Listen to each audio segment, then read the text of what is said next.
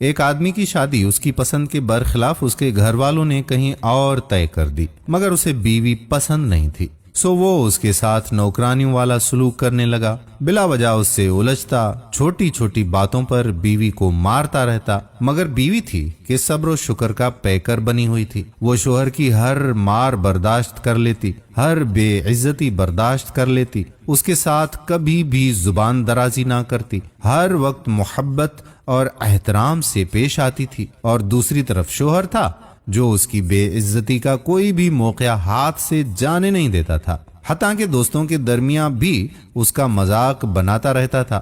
وہ اپنی بیوی سے خاصا تنگ آ چکا تھا اور اس سے جان چھڑانا چاہتا تھا، اس لیے اس نے اپنے دوستوں سے مشورہ کیا کہ کوئی ایسی ترکیب بتا دو یارو جس سے میری جان ہمیشہ ہمیشہ کے لیے اس عورت سے چھوٹ جائے۔ دوستوں نے اسے ایک ترکیب بتائی کہ ایسا کرو کہ مٹھائی میں زہر ملا کر اپنی بیوی کو کھلا دینا۔ اسے یہ ترکیب پسند آئی، اس نے حلوائی کی دکان سے مٹھائی خریدی اور زہر ملا کر گھر لے کر آیا۔ پہلی بار اس نے پیار سے بیگم کو اپنے پاس بلایا اور اسے مٹھائی تھما کر بولا کہ خاص تمہارے لیے لایا ہوں۔ بیگم یہ دیکھ کر خوش ہو گئی، مگر اسے اندازہ ہو گیا تھا کہ اس مٹھائی میں زہر ہی ہوگا، اس لیے اس نے شوہر سے 3 بار پوچھا کہ واقعی یہ مٹھائی میں کھا لوں؟ شوہر نے 3 بار ہی کہا کہ ہاں ہاں ہاں کھا لو۔ بالآخر اس نے شوہر کی خوشی کی خاطر وہ ساری زہر آلودہ مٹھائی معدے میں اتار دی۔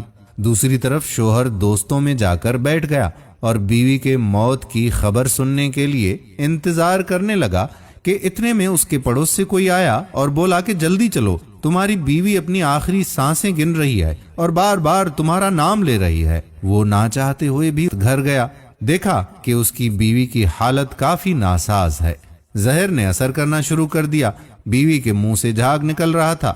شوہر کو دیکھتے ہی بیوی گڑ گڑائی اور بولی، مجھے معاف کر دیجئے کہ میں لاکھوں کوششوں کے بعد بھی خود کو آپ کے قابل نہ بنا سکی۔ اس کی بات سن کر شوہر کے دل میں احساس ندامت پیدا ہوا، وہ فوراً اپنی بیوی کو ہسپتال لے آیا، ڈاکٹروں نے علاج کر کے سارا زہر نکال دیا اور اس کی بیوی کی جان بچ گئی۔ اس کے بعد اس نے اپنی بیوی سے معافی مانگی اور اللہ سے بھی توبہ کر لی۔ جس بیوی کو وہ کبھی عزت کی نگاہ سے ہی نہیں دیکھتا تھا، اب اس کے لیے دل میں اللہ نے محبت پیدا کر دی۔ مہمانوں کے گھر آتے وہ اکثر اپنی بیوی کا تعارف نوکرانی کی صورت میں کراتا تھا۔ اب جب بھی مہمان آ کر کہتے کہ تمہاری نوکرانی کہاں ہے، تو وہ کہتا کہ وہ میری نوکرانی نہیں ہے، وہ میری رانی ہے، رانی میری ملکہ ہے اور میری جان ہے وہ۔ دوستو، ہمیں یقین ہے کہ آج کی ویڈیو آپ کو ضرور پسند آئی ہوگی اور اسے شیئر بھی ضرور کریں گے۔